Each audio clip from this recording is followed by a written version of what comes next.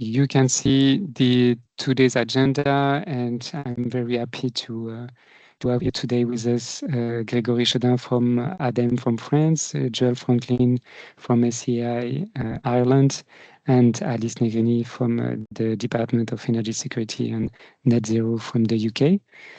There will be only 3 presentations. I will just make a short introduction right now, and then we will go with this experience from 3 countries. Grégory, Joel, and Alice will explain us why evaluation is developed in their organization, what are the objectives of this evaluation, how it is used, and for Ireland and UK, you will also get some overview of recent findings from recent evaluations.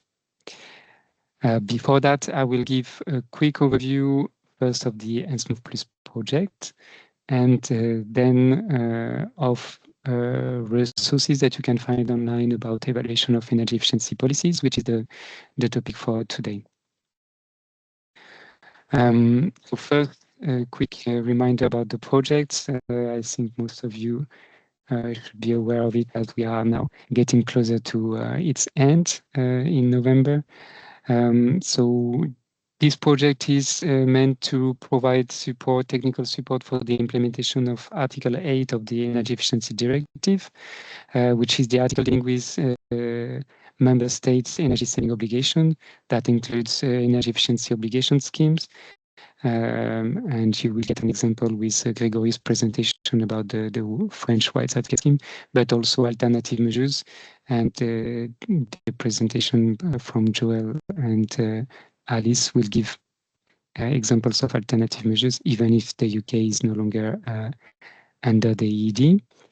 And we cover the whole policy cycle, so from implementation to evaluation.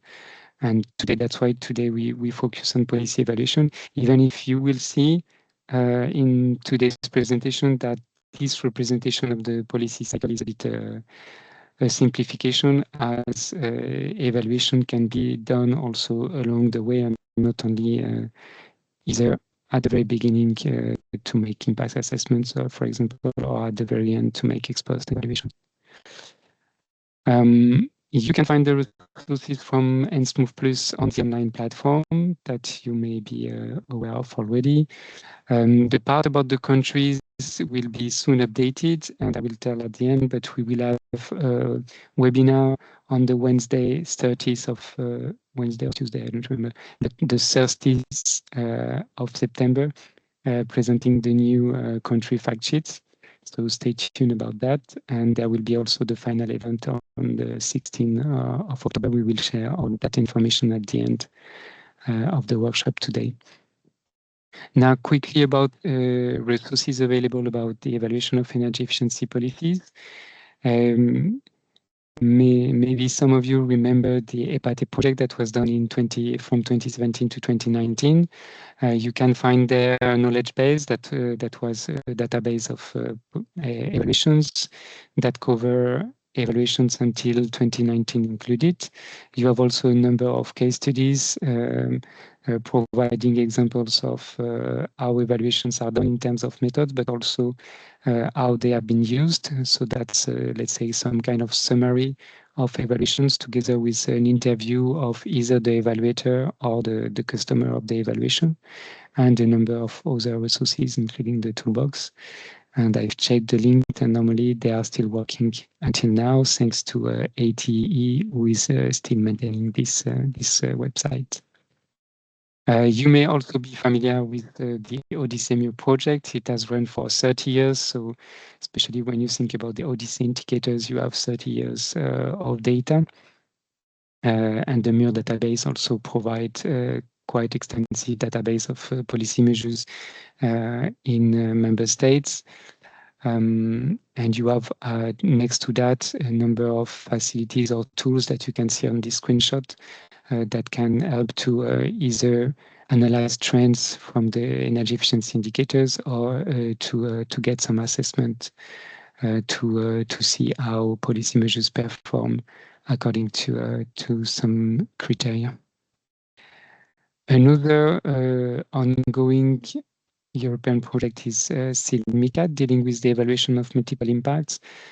So you may know the MICAT tool, but the project also delivered, and here I've put a screenshot of the reports that were published in the previous project, MICAT. So now it's MICAT.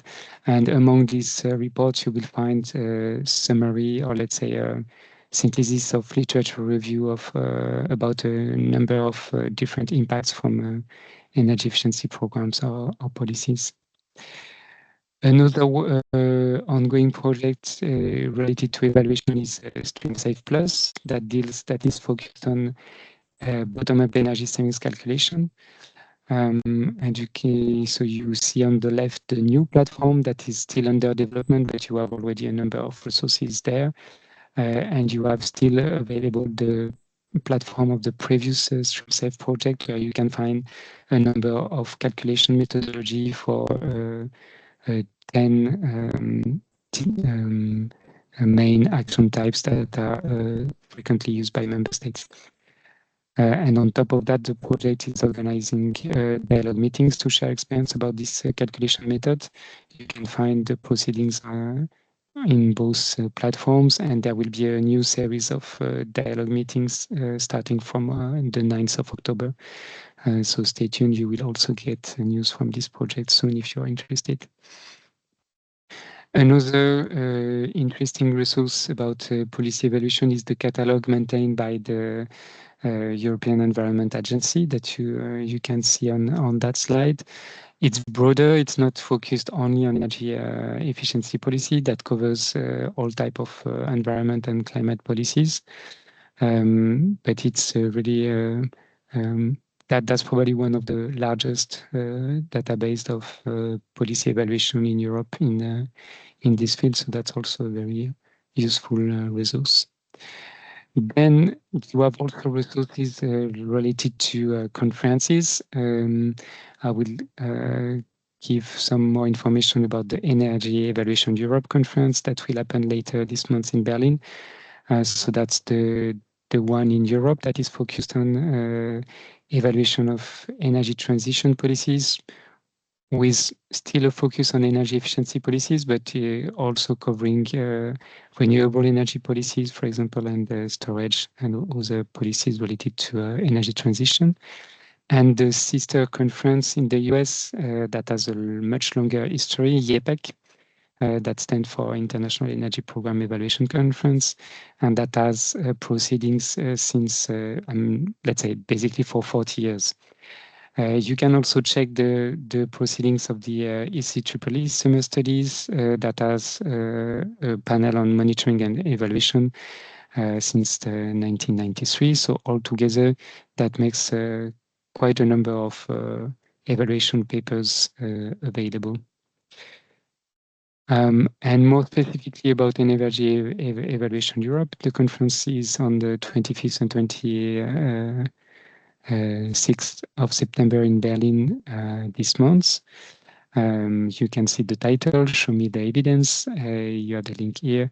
And at the same time, there is a special issue prepared from a selection of papers that will be presented at the conference. And the first papers are already available on the Springer Nature website of the Energy Efficiency Journal.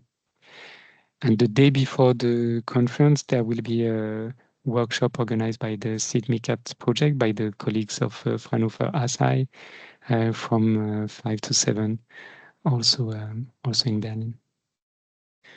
So that's it for the overview of resources. Now that's time to go more specifically in the experience of our 3 guest countries today. And I'm very happy to start with inviting Grégory Chaudin from ADEME to present us the new development about the monitoring and evaluation of the French white certificate scheme. Grégory, the floor is yours. Thank you, Jean-Sébastien. Good morning, everybody. I share my screen. Okay. Yeah, we can see your slide. Perfect. Thank you. Okay, I am Grégory Chaudin. I work at the Ecological Transition Agency, the ADEME. I am a coordinator of white certificates at the national level for my agency. In France, the ministry leads the white certificates, but we give our expertise for the ministry about the energy savings certificate. I'm going to present you PRODICE. It's the Energy Savings Certificate Schemes Observatory. Before, a little reminder on the energy saving certificates ESC in France and the context of these programs. The white certificates were introduced in France in 2005, and the fifth period. We are in the fifth period now, and will end at the end of the year. The sixth period will be from 2026 to 2030.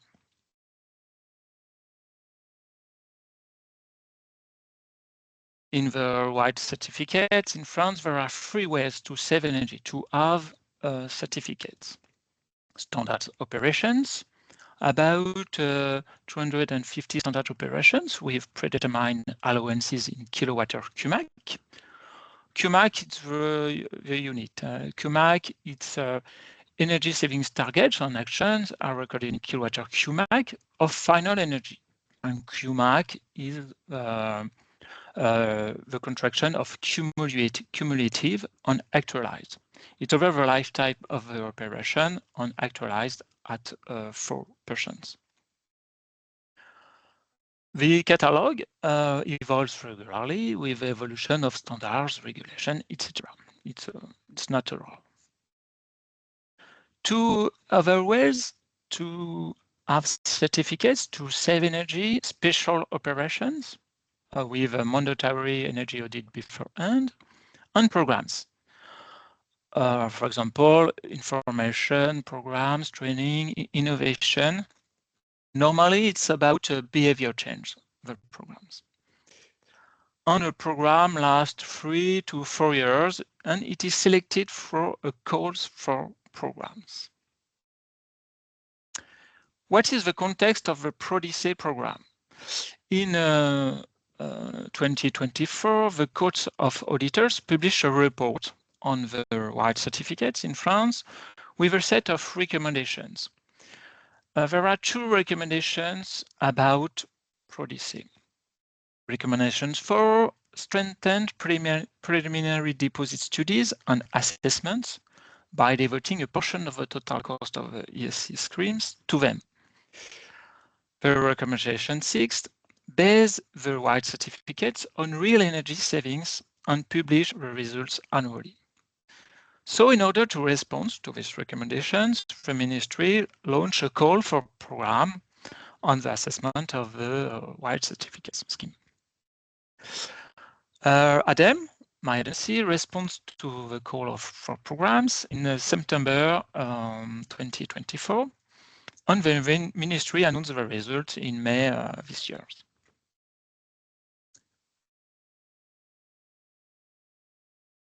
The presentation of PRODICE program. What is really this program?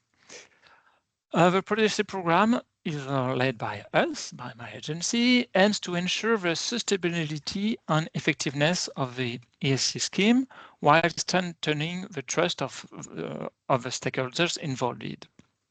It is structured about 2 strategic areas: assessment, evaluating the performance of the ESC, and designing and implementing an innovative information system to facilitate the cross-references of control data. In French, PRODICE means Programme Observation. It's an observatory about white certificates. What are the objectives?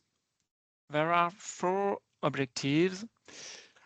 The first is conduct an ongoing overall assessment for national level from all the catalog.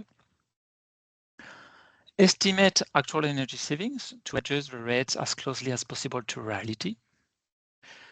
estimate the deposit of energy savings using a reference method validated by the ESC's ecosystem and a scientific steering committee. And the last, create a database of control reports and summaries, and define and assist in the implementation of a framework and infrastructure enabling the implementation of visual and remote controls for a number of operations. In fact, the program aims to become the reference resource center for white certificates. Thus, the data analysis and synthesis produced by Prodice will be freely accessible to the public in open data. What is the planning? The start, it's October this year, so it's not for the moment. We all is under construction. The duration 4 years until end of 2029. But Prodice aims to be sustainable after perhaps 2030 and after. What is the budget? It's 80 million euros, the budget of all the program. The governance of the Prodice program. My agency, ADEM, we are the leader of the program, but we have 8 members with us. First is IPP, Institut des Politiques Publiques, with expertise in the evaluation of public policies. The CSTB, Center with expertise in household and tertiary sector. AQC, it's an agency about quality in buildings. So they have expertise in building construction and the analysis of work quality. For the industry sector, 3 members, Seren, Setiat, and Alice. We have with ENPC, a school, a national school, or engineer schools, and with expertise in economic modeling. And the CEREMA with expertise in buildings, transportation, and heating networks. So we are 9 members. 9. Yes, we have we are a consortium with 9 members. We have also partners and partners inside committees. The scientific steering committee, a partners committee with all the ecosystem stakeholders, obligated parties, and a steering committee normal. Funders for the 80 million euros. We will launch a call for funders for obligated parties, energy suppliers, and selected by the call for funding. There will also have providers, call for project, expression of interest, depends in fact of the subject on the work. Evaluation methods of Prodice. The Prodice program will conduct, depending on the sector, on the data sheets, surveys of beneficiaries, monitoring household, tertiary, and industry. And for example, in household and services sector, the national building database created by the CSTB will be used to analyze data and linking to the white certificates. The objective is to analyze the entire catalog, about 250 operations. first results next year. The economic evaluation will take into account all the aid from the all public aid and all the policy measures in France from different sectors to estimate the specific effectiveness of the white certificate, the efficiency, the impacts, and etc. And each year, producer the program will submit its analyses, deposit studies, and evaluations. The results will help improve the white certificate. So thank you for your attention. Thanks a lot, Gregory. I think that's very interesting to see that there is 4-year, visibility for the next 4 years for this observatory. We know that in France, visibility and stability these days is not granted for everyone. Yes. So that's good to see that at least for the observatory, it is set. And maybe one reason you explained that, but we can come back to that very quickly, is that the funding does not come from the public budget, but the funding of the observatory will come, like 100%, or the main share comes from obligated party? 100%. 100%. Yes. So from obligated parties. Yes. And you mentioned 80 million, so that's let's say the total that you can get maximum for the 4 years, or does it mean that it's already secured and that you already got commitments from obligated parties for this amount? It's all the budget for the program on yes. But you need to make a call for obligated parties each time you make a new study. No, it's one call for funding. One call, okay. At the end, at the beginning. Sorry, at the beginning, okay. And we have all the budget. So it's already secured. Yes, it's already secured. Okay. So that I think that's very original way to do. We will see then that it's done differently in Ireland and UK. But I think that's quite interesting to see that this type of market-based instrument can also be used to fund their own evaluation. Yes. And to give some order of magnitudes for the ones who are not yet familiar with the French white certificate scheme, my last question. Overall, the scheme, it represents 4-5 billion euros per year? Yes. Is it correct? Approximately, yes. Okay, because for many of the participants, a budget of 80 million for evaluation, that could seem a lot. But if you think that it's for 4 years, so that means 20 million per year, and then you need to compare that to a scheme that is worth 4 to 5 billion euros. So that gives you a bit of a sense of the percentage dedicated to monitoring and evaluation. I take advantage of that to remind you that you can also ask your questions in the chat. We can answer them along the way, but we can also come back to that at the end. Thanks a lot, Gregory, for this first presentation. That's very nice to see this new development about the French white certificate scheme and how it will be evaluated in the coming years.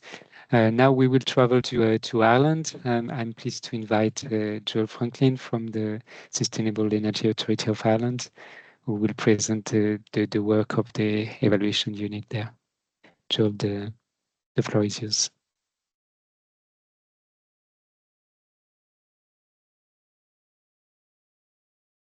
You're muted.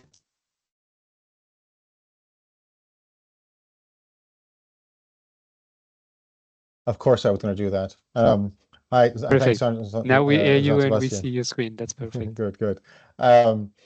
It's nice to be here and talk about the unit, the evaluation unit that's been around for just a few years, and I kind of talk about our journey of creating it and a bit of the journey we've gone through.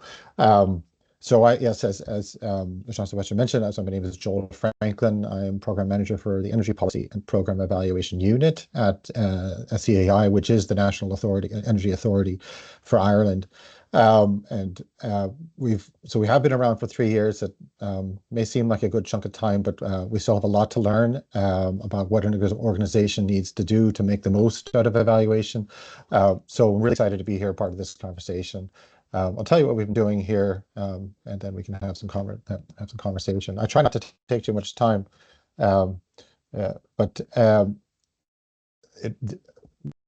basically to talk about like the history of evaluation activity here at SEAI, the different decisions or different approaches we've taken early on and more recently, and then I'll highlight a few examples of some of the work that we've got going on.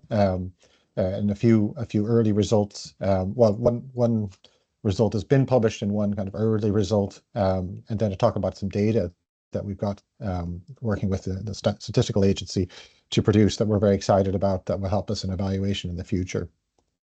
To kind of characterize evaluation practice at our agency before we had a unit, and this is really kind of the background behind why the organization decided to create the unit, was that we really had kind of a tradition of covering evaluation at the stage of program development in terms of doing some planning and what at the business case level would be required from evaluation. But often that was done separately across different teams, might have been carried out actually by a consultant. There was a bit of a lack of standardization of what really would be required from evaluation as a consequence. So it was really good work coming out, but it wasn't always the same. And then secondly, we really hadn't embedded a systematic follow-up of those plans to make sure that, well, the right data was being collected and that the evaluations were really being carried out. What was being carried out was good quality monitoring reporting. So all of our programs have consistent routines to report on what their outputs are against KPIs. These are the kind of the easier to measure and easier to report on indicators. So those were often not focused on the ultimate outcomes of those programs, which are more difficult to measure as well as more difficult to control if you're trying to meet a target. And then lastly, a lot of our programs a few of our programs have undergone periodic review, but more often those have been carried out by our parent department or by the Department of Public Expenditure. And because those are externally initiated, there's really no particular rota that they follow. And they don't build on prior evaluation planning in the way that we'd like them to. So they make use of whatever data is available rather than planning the data to be collected and then using that data. Our initial approach when we started the unit was to seek some guidance. So we had a consultant carry out an international benchmarking and then to provide us with some formal documentation of how we should be going out about evaluation planning and execution. That basically built on the UK Green Book, where the guidance is the guidance is to really follow the kind of this is the larger version of the learning cycle that Jean-Sébastien mentioned earlier. But that evaluation has some key points along this learning cycle that need to be followed, from logic modeling, evaluation planning, documentation, carrying out the data collection, and then implementing the evaluation itself.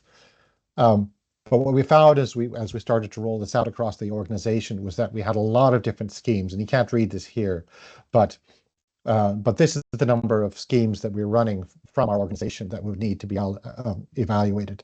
And we found that we really just optimistically, we could only ever achieve a 6 to 7 year cycle of going through these, probably not even that cycle. And given the urgency of 2030 targets and then eventually 2040 targets, it just didn't seem like this was sufficient to inform policy. So what did we find that was missing? First, a feasible roadmap to scale up what we were doing to all of our programs.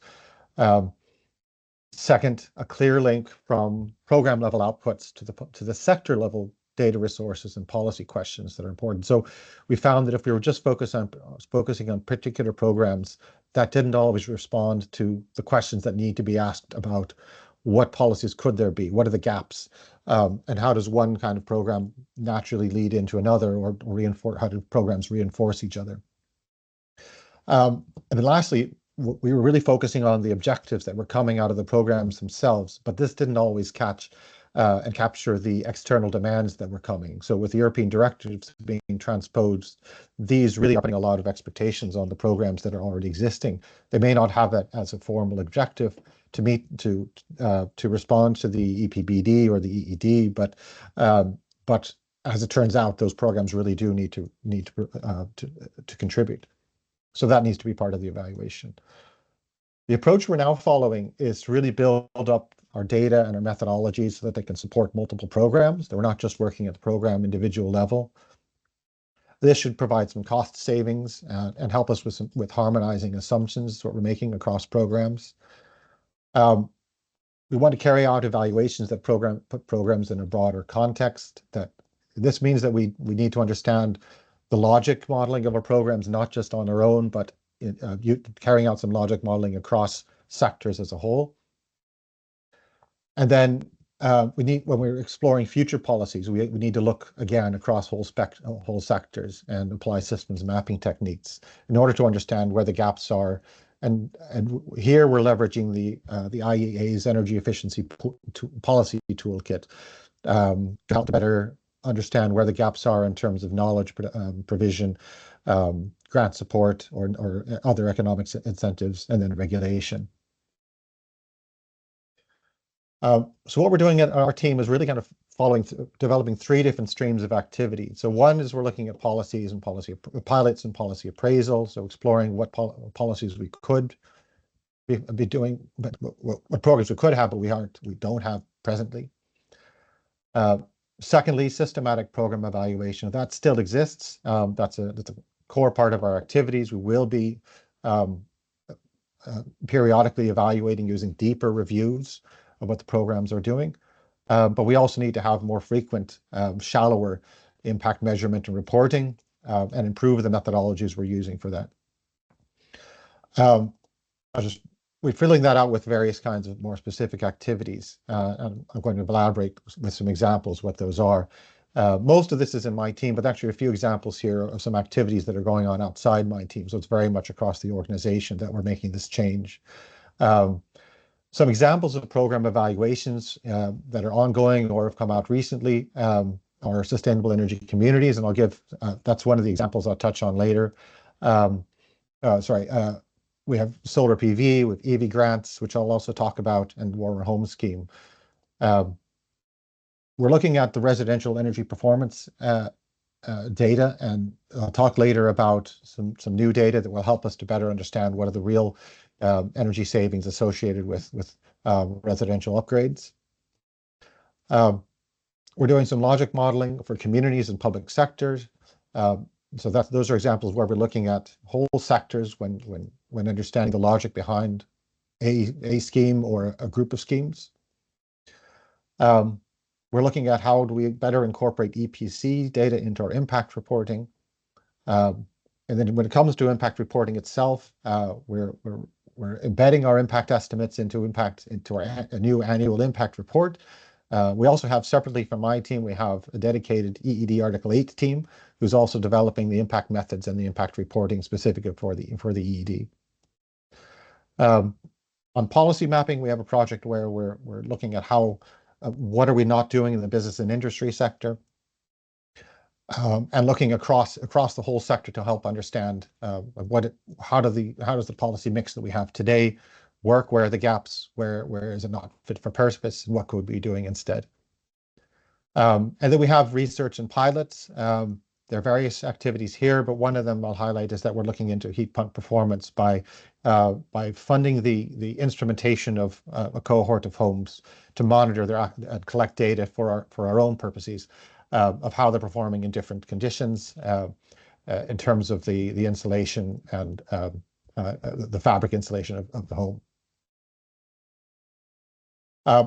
So a number of these, Jean-Sébastien mentioned earlier the Energy Evaluation Europe conference, which is coming up at the end of September. We will be presenting on a number of those from my team, as well as from the Behavioral Economics unit. But for today, the ones that I'm going to highlight are sustainable energy communities, EV grants, and this residential energy performance data. So very quickly on those three examples. The first of these is some work that we've now published on our website, looking at existing data on the sustainable energy communities, which are groups of communities that have come together with support from our organization to learn about energy saving strategies, to develop a plan, and then to follow that plan in their community. What we've done is attach that data to the data we have from in our grant funding schemes to find out whether there's a statistical relationship and whether we think that there's actually been an effect of those SECs forming on uptake of those grant schemes in the surrounding areas. So this has been really to see, in theory, is it the case that those SECs, by developing their energy master plans and by providing all this information, has that led to action on the part of members of the community surrounding them? What we found is that there actually is an effect by carrying out a staggered differences analysis, which means basically we take people who live around those in the areas of those SECs at the time after they were formed, and comparing them to those same people before they were formed, as well as other areas who haven't had an SEC, and then estimating, well, what is the lead effect and what is the lagging effect of the formation of those SECs. So what you see here, if you look at the top left, we have a program that funds shallower energy upgrades, individual energy upgrades in the home, called Better Energy Homes. And what you see is that before the year zero, which is when the SEC first formed, there isn't really any difference between that community and any other community in terms of the uptake of grant schemes. But in the years after, we see that there is an increase in the amount of funding that is being applied for carrying out measures in the home. And so that really shows us some quite strong evidence that the establishment of SECs at different times has led to increases in the years following those establishments. We see the same kind of effect for solar PV, for warmer, which is a separate grant scheme funding the rooftop solar in homes. And then we have something called the Warmer Homes Scheme, which fully funds upgrades homes. So it's not a grant to support one's own project, but they actually carry out the project entirely for people who are on welfare payments. So this here we don't actually see any relationship, which may be because there's a long queue to get them to receive those upgrades. The surprising effect that we saw was on the electric vehicles grant scheme. Here we found that there's actually a noticeable decrease in the number of electric vehicle grants applied for in the years following an SEC being formed. And because we're really just carrying out a statistical analysis here, we don't know what the reasons for that would be. But we can guess that it has something to do with that either it has to do with limited budgets, that people in the surrounding areas of these SECs may decide that their limited budgets need to be used more for energy upgrades in the home rather than for electric vehicle. It could also be that the SECs have an emphasis on encouraging active travel. But we can't be sure. Just skip ahead here a bit. So the key points here are that there's strong evidence that SECs do lead to more home upgrade applications, and that they lead to fewer EV grant applications, and I've already discussed that. The other example I want to of some results that I want to highlight have to do with apologize for the heading here. This should be the EV grant scheme. So the key questions in the EV grant scheme are where are the EV grants? Where's the uptake in EV grants greatest, smallest? So there is some concern that there's an uneven distribution of the EV grant uptake across geographic areas, across socioeconomic groups. And if that's the case, is that due to structural constraints, or is it due to affordability or socioeconomic and demographic issues? And what do we do to resolve them? How do we transform this into a more of an equitable approach or a more just transition for the mobility sector?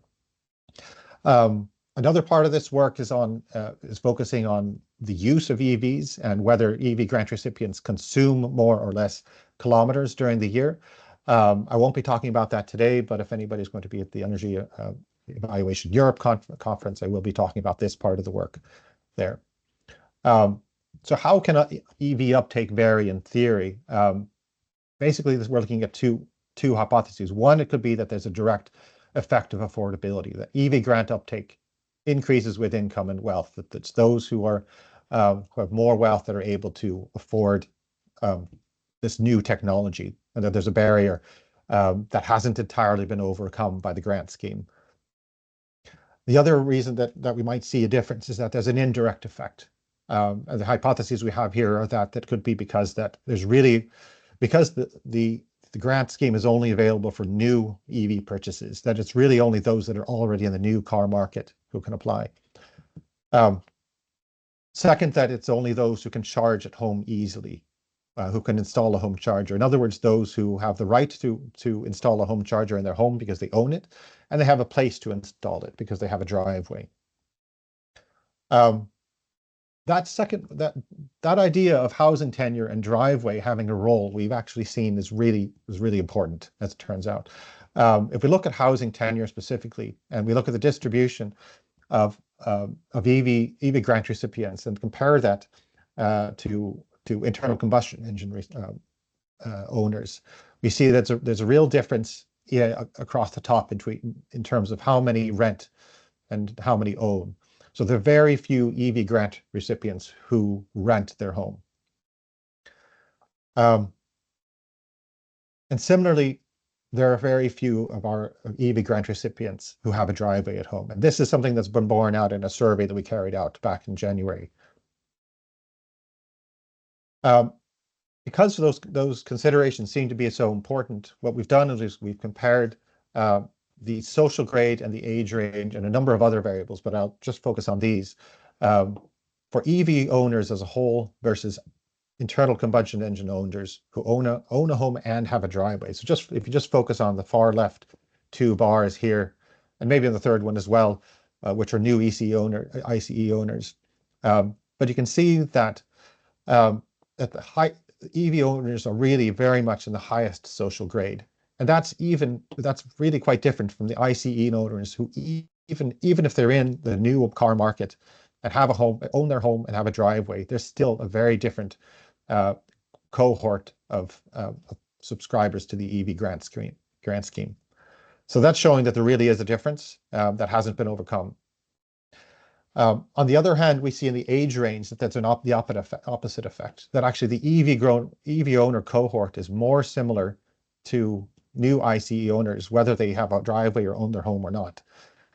But that those who own a home and have a driveway are actually the most different group. So here we see that it's actually less of a barrier in terms of age range. So it's younger age ranges that are applying for the EV grants compared to ICEs. So stark differences between the EV grant recipients in the general population, but affording a car or being able to afford a new car and having conditions for home charging really do make a big difference.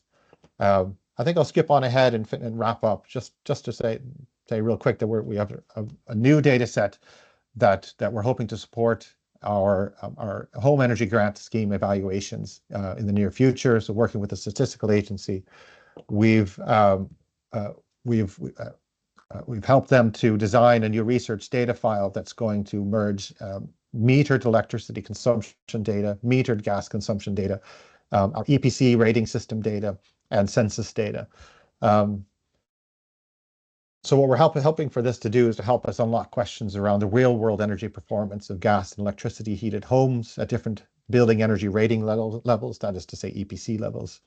Help understand what are the factors that explain that energy performance gap, as well as narrow in on some more specific questions about heat pump performance and about the performance of specific changes in U value for a home's history.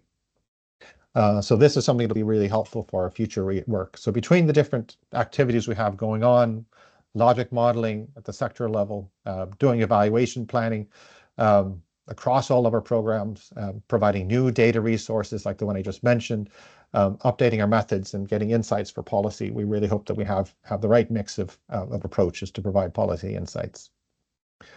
I think I'll stop there and thank you for your time. I'm happy to address any questions, any quick questions now, but I suppose it's more for discussion later. Thanks a lot, Joel, for the very comprehensive presentation. I see one link with what Gregory presented earlier, and especially the objective to structure the evaluation work over time. I think that's very interesting to see that it's developing on both sides. And also you mentioned the importance to follow up, so not to do an evaluation study once and then, okay, it's on the desk and we'll see if someone will use it, and to try to consolidate, to relate data sets. So I think that's all very, very, very interesting, and that should deliver more and more interesting results in the future. I'm sure of that. There were two questions from Günther Simader from the Austrian agency to you.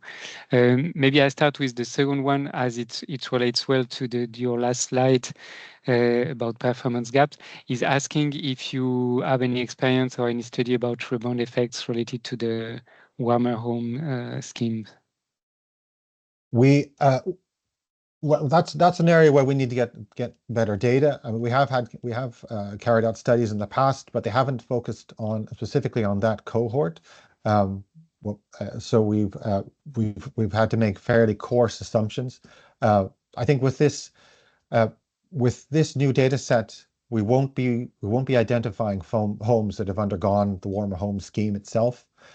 However, we will be able to use census data, which will give us some indicators of income level, and those who rent their home.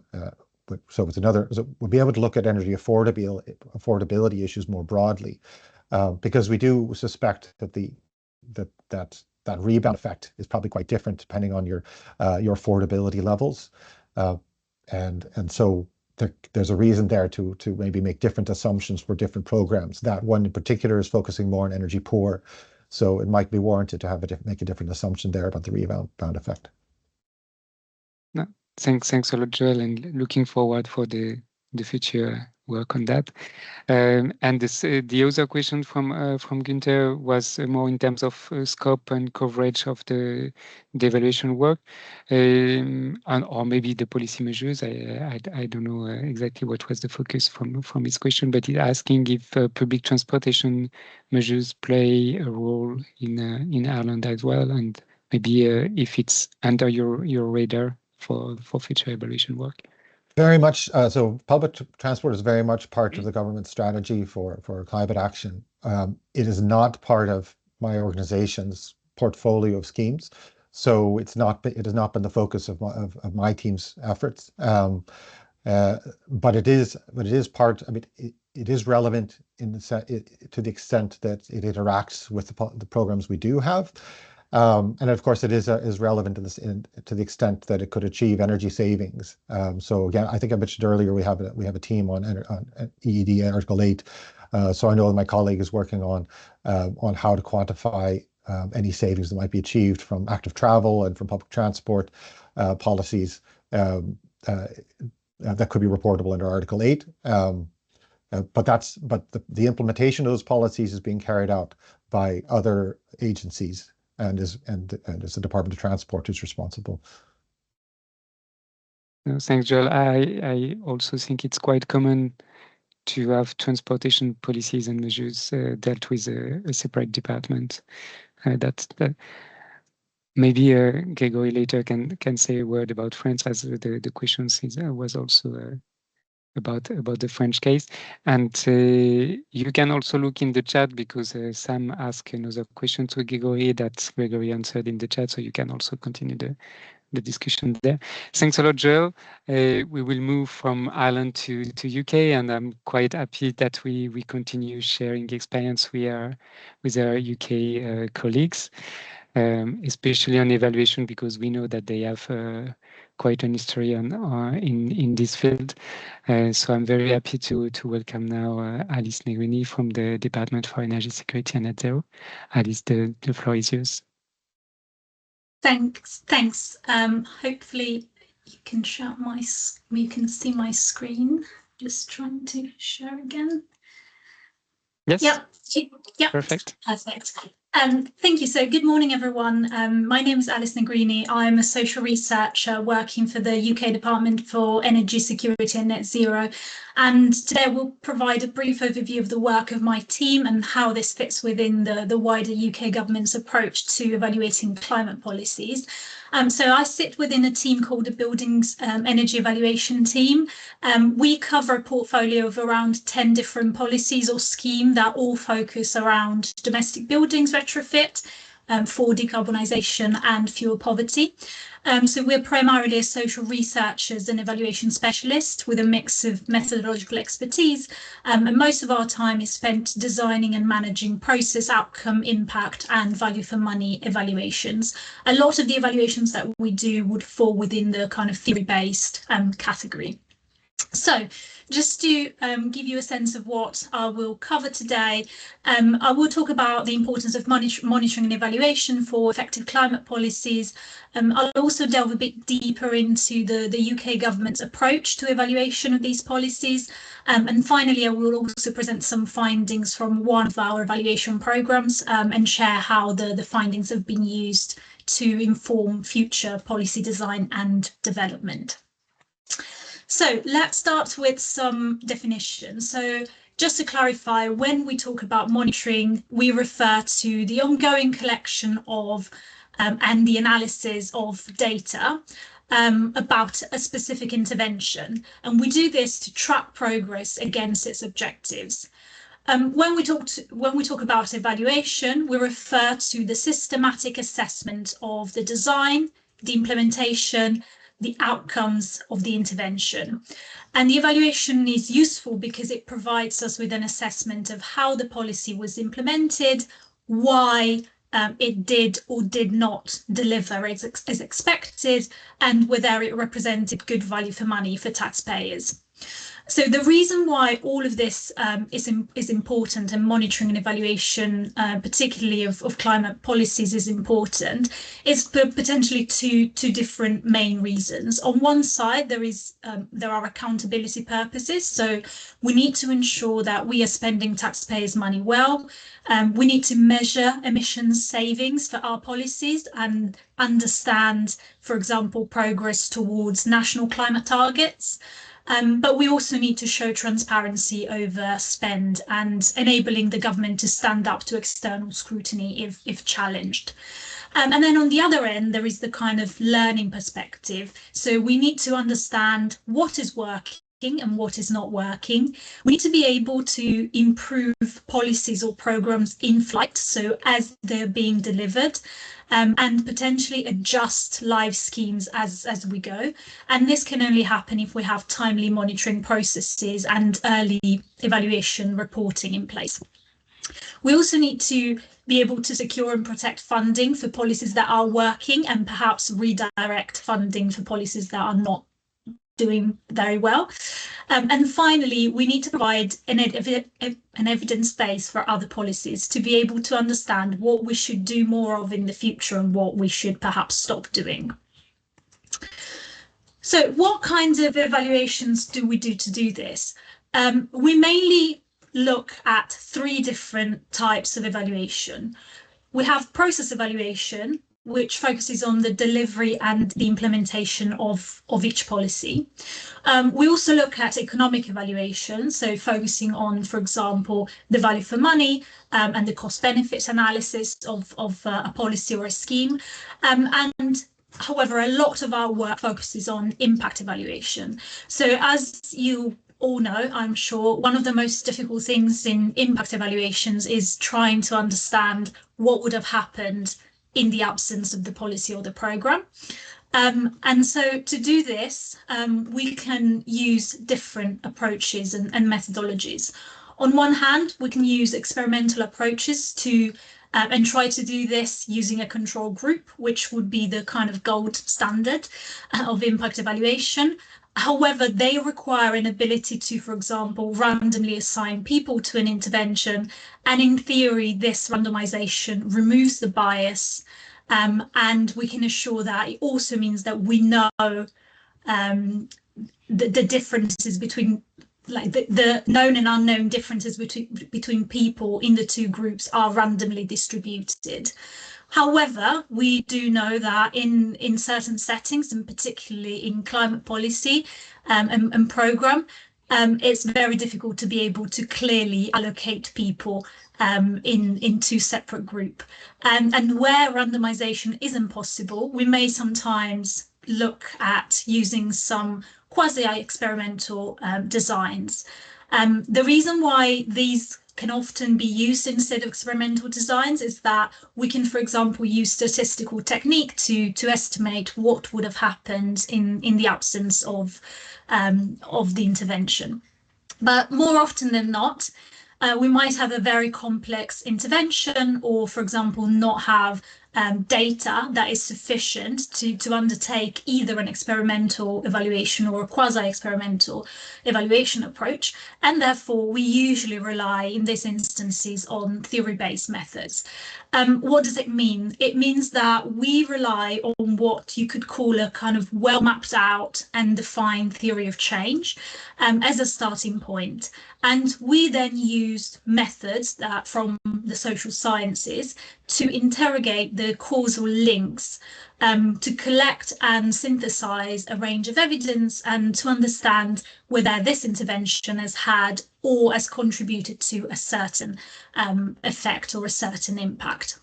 In certain instances, we might be able to actually couple theory-based approaches to quasi-experimental research methods when this is possible and the data is available. So this means that we need to be able to design a good evaluation, we need to start with a thorough understanding of the intervention and how the intervention is expected to work and to achieve the stated objectives and the expected outcomes.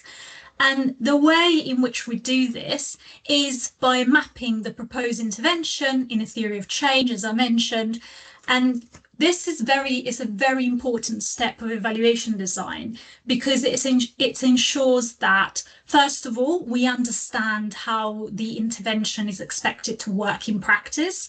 So we understand what the problem is that the intervention is aiming to fix, the change that we are aiming to address and to cause, but also the chain of events that are expected to happen to bring about that change. It also helps us to identify the main actors, the groups that will be impacted, and the expected conditions required for the intervention to succeed. We then also try to expose all of the assumptions upon which the intervention is based and the strengths and weaknesses of the evidence that is supporting these assumptions. So we consider the wider context, such as, for example, the other policy changes or changes in economic landscape, changes in social and environmental factors, for example. And therefore, once we're done with all of this process and we've considered all of these things, this is what we're left with and what a theory of change may look like. This is an example of a theory of change from the Climate Finance Accelerator evaluation, which was published in May 2024 and is available on the government website, gov.uk. As you can see, the theory of change, well, perhaps you can't see it very clearly, but the theory of change should clearly set out what the inputs, the activities, the outputs, and the outcomes will be needed and will be generated by the policies, and how these link and lead to the wider impact, so the kind of yellow box at the very top. The evaluation will then be developed to test the assumptions that underpin this model and assess whether those outcomes that have been identified and those impacts have been generated as intended. So we kind of now understand how important M&E is to validate projections and assess the effectiveness of a policy. We also kind of have a sense of what types of evaluations and methodologies are available and why a theory of change is a useful tool to inform the design of one. But when should we be starting thinking about monitoring and evaluation, and how do we do it effectively? So the simple answer is as soon as possible. M&E should be considered at each stage of the classic ROMEF policy cycle, which Joel talked about earlier.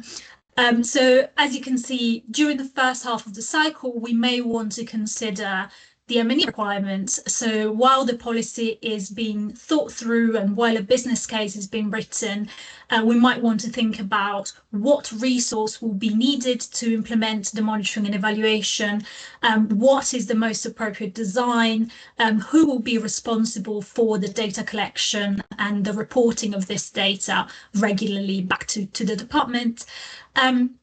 When we then need to kind of put the plans into practice. So we need to procure and manage the evaluation.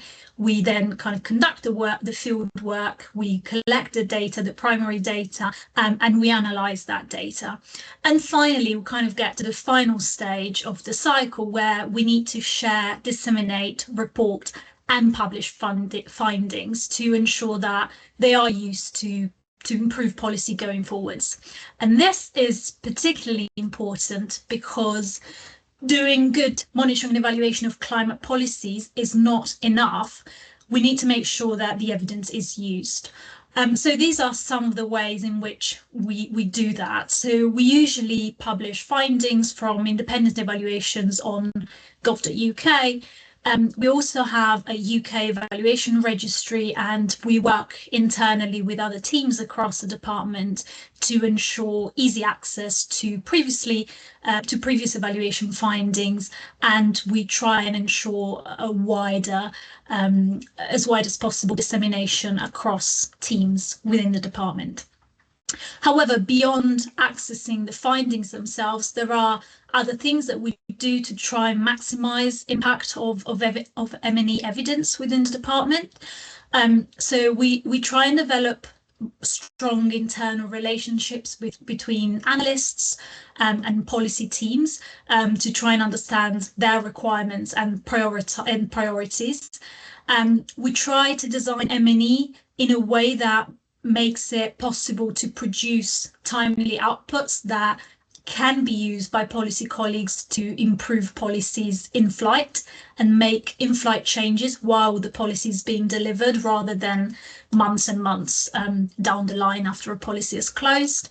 And finally, we try and ensure that we get involved with M&E design at the very early stages of the policy development. So we ensure that new business cases have considered previous or existing M&E evidence, and we try to ensure that they have considered what the M&E requirements might be. So our guiding lights throughout all of this process of thinking about evaluation and then delivering and using the findings are the Magenta Book and the Green Book. They are the main source of guidance on evaluation and policy appraisal in the UK government. These are published documents and they provide guidance on a variety of topics such as why, how, when to evaluate, evaluation scoping methods, data collection, data access, data linking, but also managing an evaluation, using and disseminating findings, and how to appraise policies, programmes and projects. And then finally, these are kind of examples of evaluations that are relating to the energy and climate policy that were published over the past 6 years.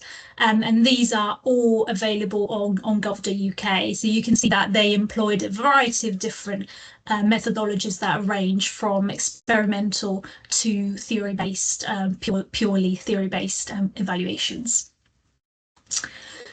Now, as promised, I'd like to take you through, from theory to practice really briefly, and do a quick deep dive into the evaluation of a specific scheme and present some of the findings and show you how they were used.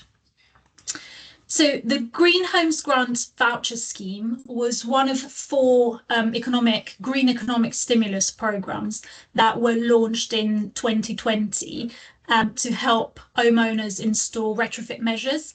And it was launched during COVID with the aim to also support the country's economic recovery from the pandemic. The scheme was only open to households based in England. And although it comprised a mix of economic and environmental goals, it was mainly designed to maximise job retention, grow the UK retrofit market, and to have a wide reach of beneficiaries.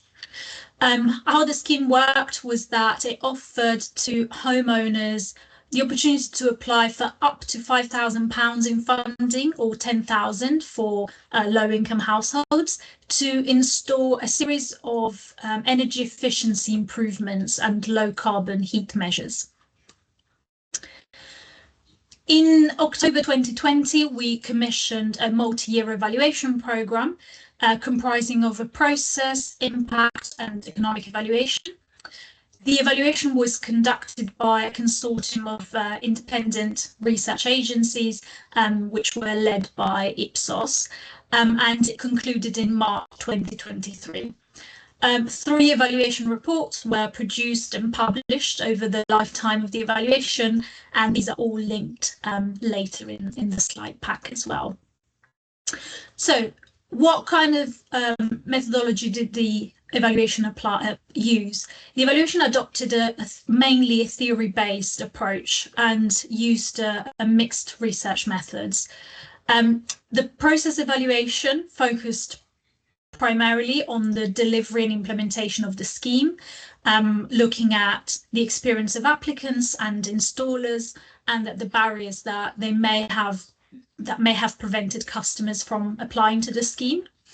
The research activities that fed into this process evaluation mainly included quantitative survey of applicants and installers, plus some qualitative interviews with both these groups and the wider supply chain.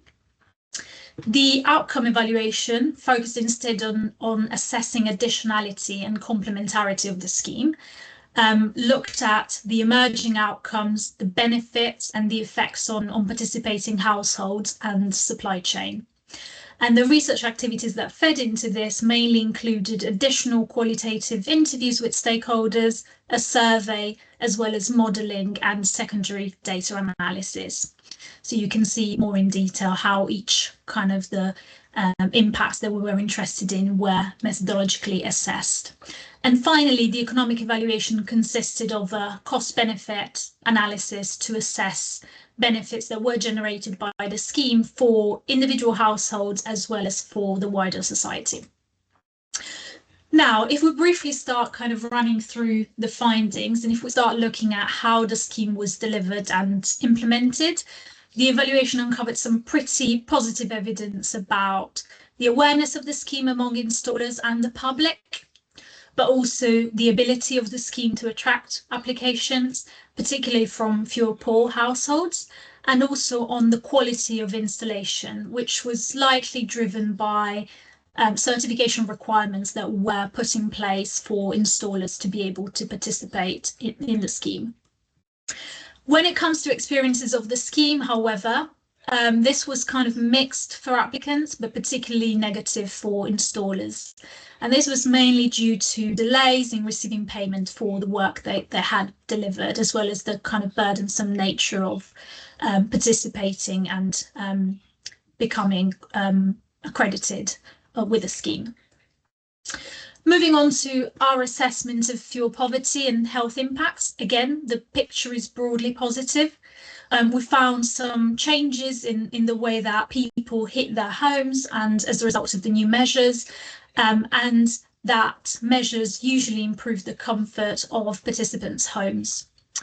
And although some evidence suggests that the scheme succeeded in its aim to reach and attract fuel-poor households, based on the modelling that we did, we found that the impacts on fuel poverty appear to be relatively small.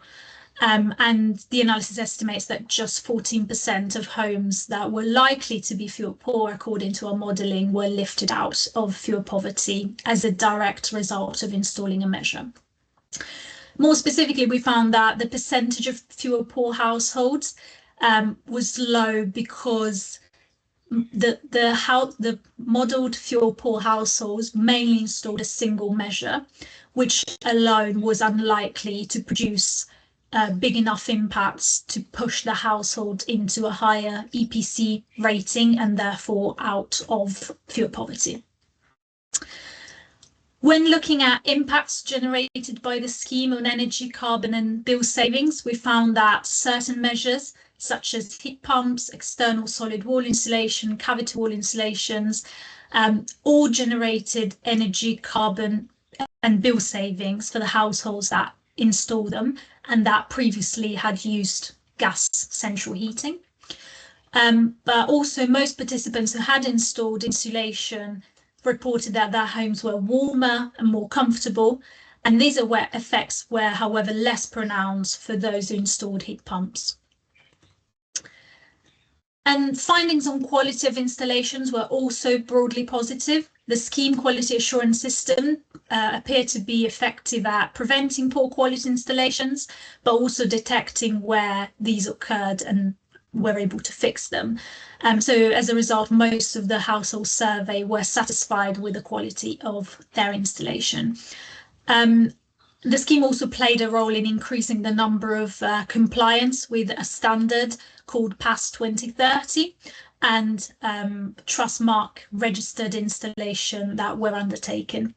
However, there were also some evidence that the scheme design might have affected negatively the quality of installation, and this was mainly due to the tight timescales under which installers often had to complete an installation and redeem vouchers.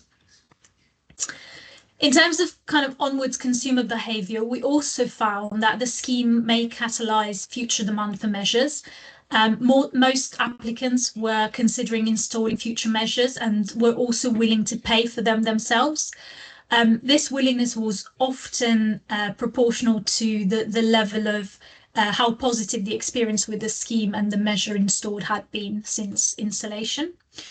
But also, we also found that applicants were likely to recommend measures to family and friends. And again, this was kind of dependent on whether they had a positive or negative experience with the scheme. And kind of moving towards the kind of end of our finding, we looked at the benefits that were generated to the market and found that the scheme supported creation of jobs, but these were only on a short-term basis, so they were not sustained beyond the lifetime of the scheme. So although we estimated that on average 900 jobs were created within participating firms, we don't think that these were necessarily maintained after the end of the scheme. And finally, when looking at value for money, we found that from a societal point of view, the scheme generated benefits which outweighed costs. However, for households that installed particular type of measures that were burdensome and expensive, the cost of participation are likely to have outweighed the monetary benefits. So this, as I say, was due to high installation cost and increased in electricity consumption associated with some of these measures. So how do these findings affect policy design going forward? So these are a few of the ways in which our findings and lessons learned from both the process evaluation and the impact evaluation were used to affect and to inform and shape the design of successor schemes and other schemes. So I won't read them because we're kind of running out of time, but there's quite an interesting point about how certain changes could be made as a result of what we had learned through the evaluation.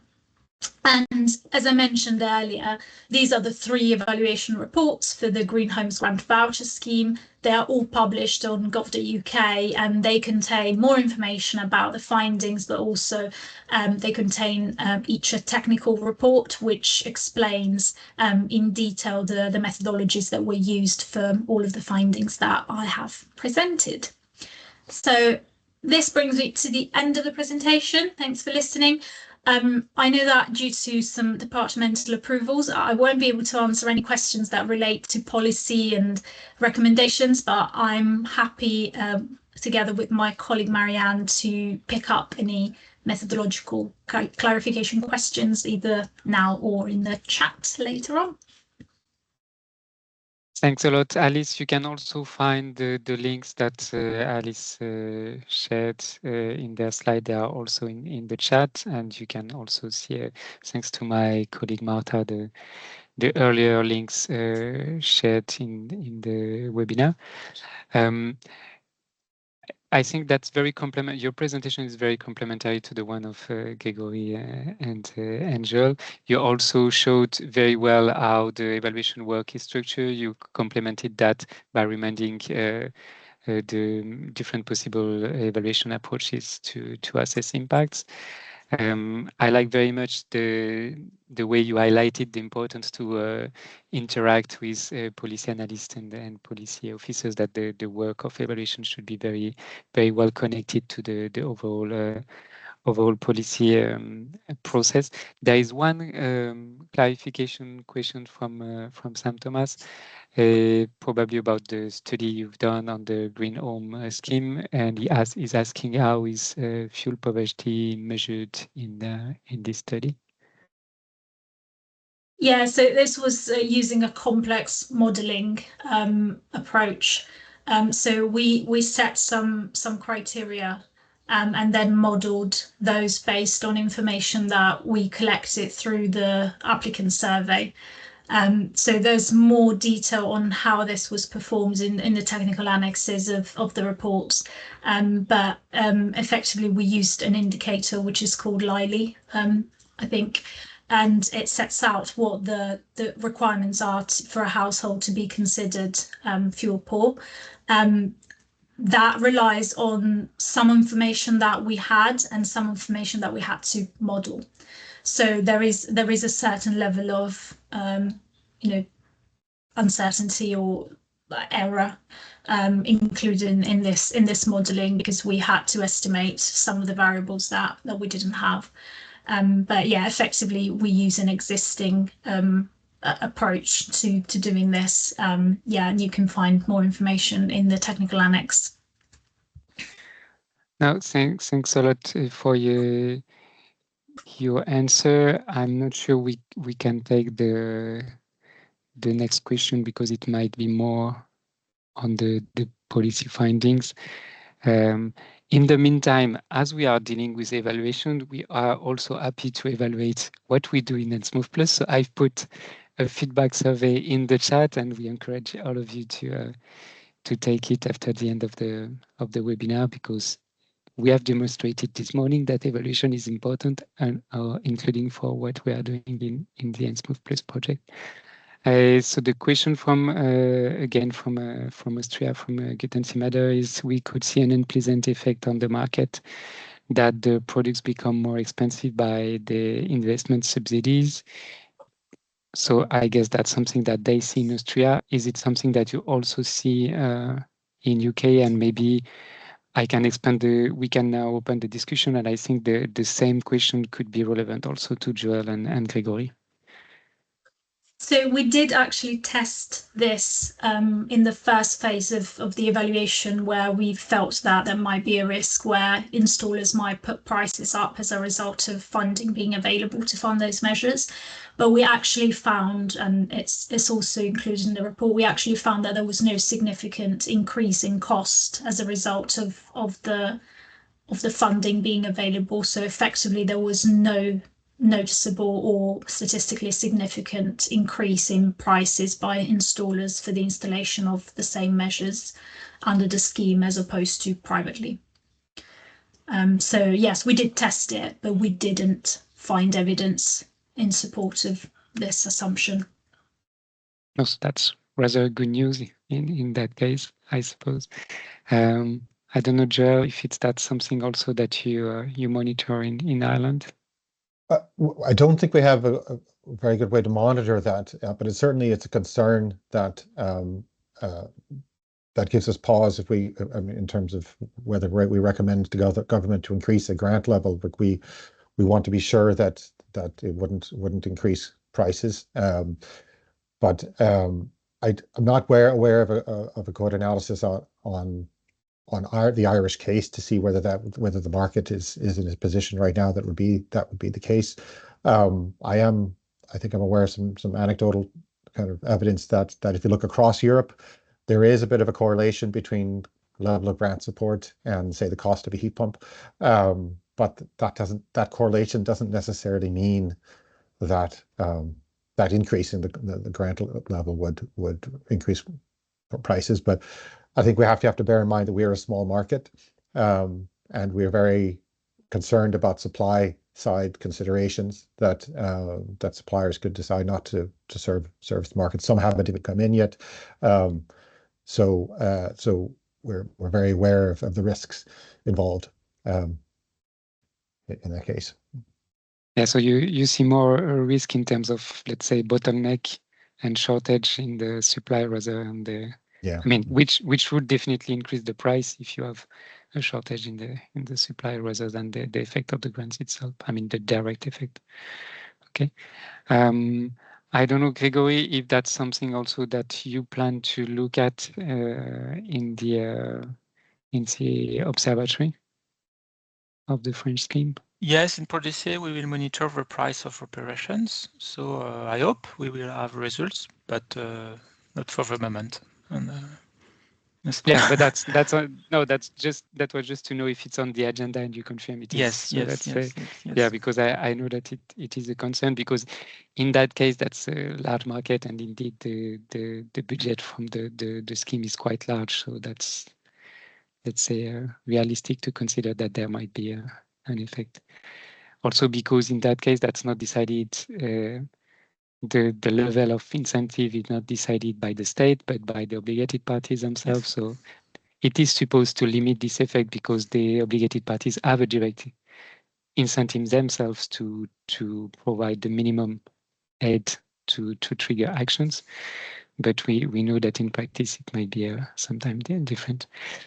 I may come back to another topic that is also related to the headline topic of the energy evaluation conference that we will have later this month in Berlin, because you all show that you tried to structure the evaluation work over time to anticipate the needs for evaluation, so the need in data, how to organize who is doing what, how the data would be collected, etc., and also to build the theory of change to identify where the effects can be expected. But at the same time, we see a policy environment that is changing faster and faster. We see also that there are major impacts from, let's call it, external factors like the COVID pandemic, the spike in the energy prices and so on. So how do you manage that while you need to anticipate and to build your program, your evaluation program over time, and that, okay, what your object of evaluation might be changing very fast. So I don't know who wants to start on that.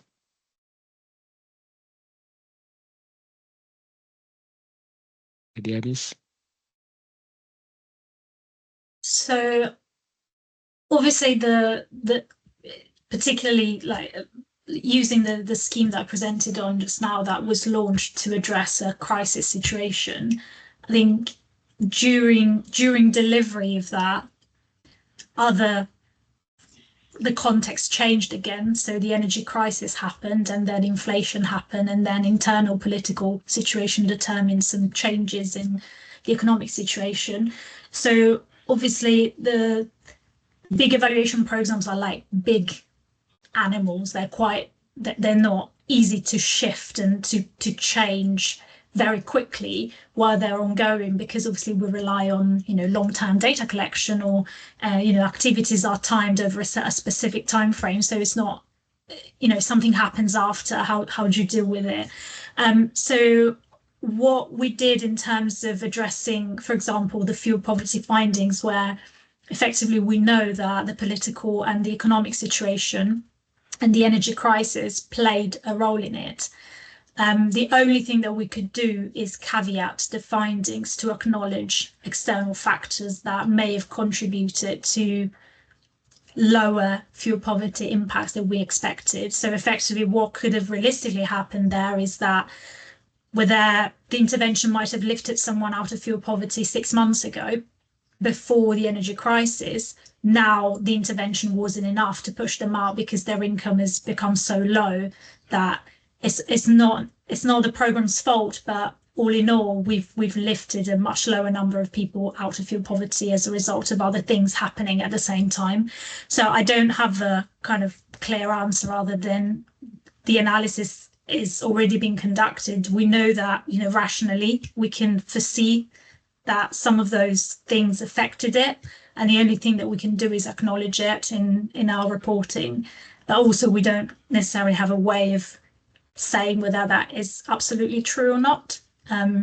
So yeah, I don't know whether others have got a better answer. I don't know, Joel or Gregory, if you want to share your views on that. Maybe Joel. I don't think I have a better answer, really. We have to. I mean, you're asking kind of what do we do about the unexpected, and there's not so much we can do about the fully unexpected, except create space for it, so that we're able to cope, that our teams are able to cope with it, and redirect our efforts. I think it does highlight the point that you can do all the evaluation planning you want, but you can't plan for everything. So as much as we tried to put in identify the objectives early on and then put in the data collection, and that doesn't mean we're going to have everything in place when it comes to evaluating. So we always need to prepare that for some as needed data collection. And I suppose, as Alice describes, like you need a mix of approaches. You won't always be able to go back and collect the necessary data. You might need so impact evaluation may never be enough. You need to focus on the process and use other and a mix of methods in order to establish that impact. Yeah, it's not very. I don't know, Gregory, if you want to add something. I don't have a better answer too, but it's the beginning of the program, so it's difficult to answer. The work program is under construction, and we know the work of on the catalogue will be subject to the political context, to the request from the ministry. We know that, but we plan to adapt, but I don't know now how to do. Yes, it's difficult to answer more. No, and I think from your presentation also, what was interesting is to see that was particularly shown in Joel's presentation. You mentioned, I don't remember if you mentioned that opportunistic approach, or let's say to have a good view of the data that are available and to consolidate them over time to try to relate the data sets. And I know that there is a lot of experience in the UK as well on this, and now the observatory in France should be also the opportunity to work on that when we see the good partnership you have there. So probably working on strong data sets is a way to be ready to be reactive, as you all said, in case of unexpected changes. And maybe to close with the last question, Alice, you mentioned in the results of your evaluation the assessment of the job impacts, and we saw usually also in evaluation that they are not focused on energy savings only, even if that usually remains the primary objective of energy efficiency policies. So the next question would be, how do you balance in the evaluation efforts between impacts on energy savings and other type of impacts? And when you assess other impacts, how do you select the ones you evaluate?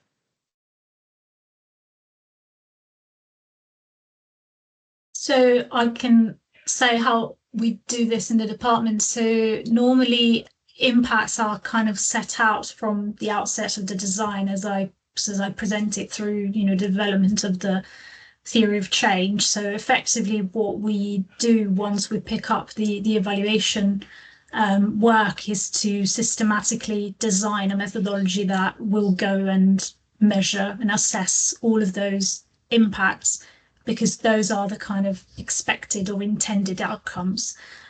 So we don't necessarily pick and choose which ones we measure. We just measures all the ones that have been established, and we just go and look whether those happened or not. Job market impacts are some of the hardest to measure, because obviously interventions don't happen in a vacuum, but these policies happen alongside lots of other policies and lots of other things. And for example, in my area, so the retrofit industry, construction companies are a complex industry. There's lots of organization, lots of subcontracting. It's very difficult to measure. So again, we have to select the most appropriate way of assessing an outcome that might have limitations, and we acknowledge those limitations. We just do the best we can with the data we've got available. So in this instance, in the Green Homes Vouchers grant scheme, it was about using matching models and ONS data. We know that wasn't a perfect approach, but it was the best approach we could have taken in the circumstances and given the available information. So it's also, I think it's mainly about what's the best you can do with what you have available, and then acknowledge how confident you are in those findings and how far you think those are, robust and can stand up to scrutiny. No, thanks, Alice. Joel, I don't know if you want to. Yeah, I mean, in terms of, I suppose, how much do we focus on energy savings, for example, or carbon savings compared to other objectives? I think we see that it is kind of the main focus organizationally, but that's far from exclusive. And there's a real focus on just transitions, I think, as everywhere. But what we don't have, and what we need to develop, we've made some steps, but we have a long way to go, is to kind of have a uniform approach to how do we evaluate against just transitions objectives, because the risk right now is that each program has a little bit of a different way of adapting its objectives to consider just transitions, and the risk is that could be a lot of different ways to measure it, different kinds of data collection needs, but actually they're really all trying to achieve something that's really at a societal level. So we need something like a just transitions or social impact framework to help guide us. Okay, what are the objectives that we need to measure against societally? How do these programs fit into that? So that they're not all often doing their own thing, because they were all designed without so much of just transitions. Well, some were, but most of our programs were designed without just transitions objectives as part of their objectives. But now we need to retrofit those in. We need to do that in a harmonious way. Thanks, Joel.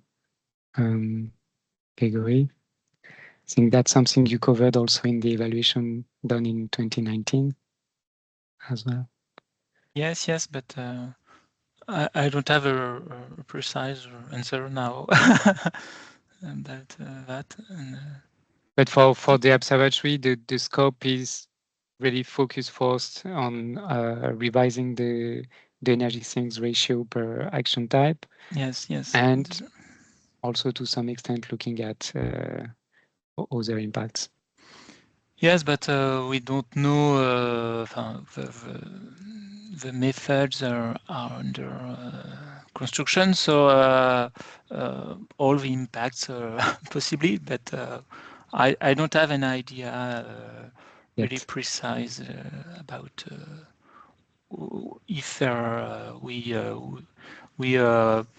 we give a focus on impacts. I don't know really for the moment. So I see that Sam Thomas has been active in the chat as well, asking further questions. Unfortunately, I think we will stop here because we are already a bit behind time, and I thank you already for staying a bit longer. Just before we close, I will remind you about the next activities that we're organizing or where we take part in the project. So we'll be happy to meet you, and I think Joel will be there as well. So if you want to further discuss with Joel, meet us in Berlin at the end of the month.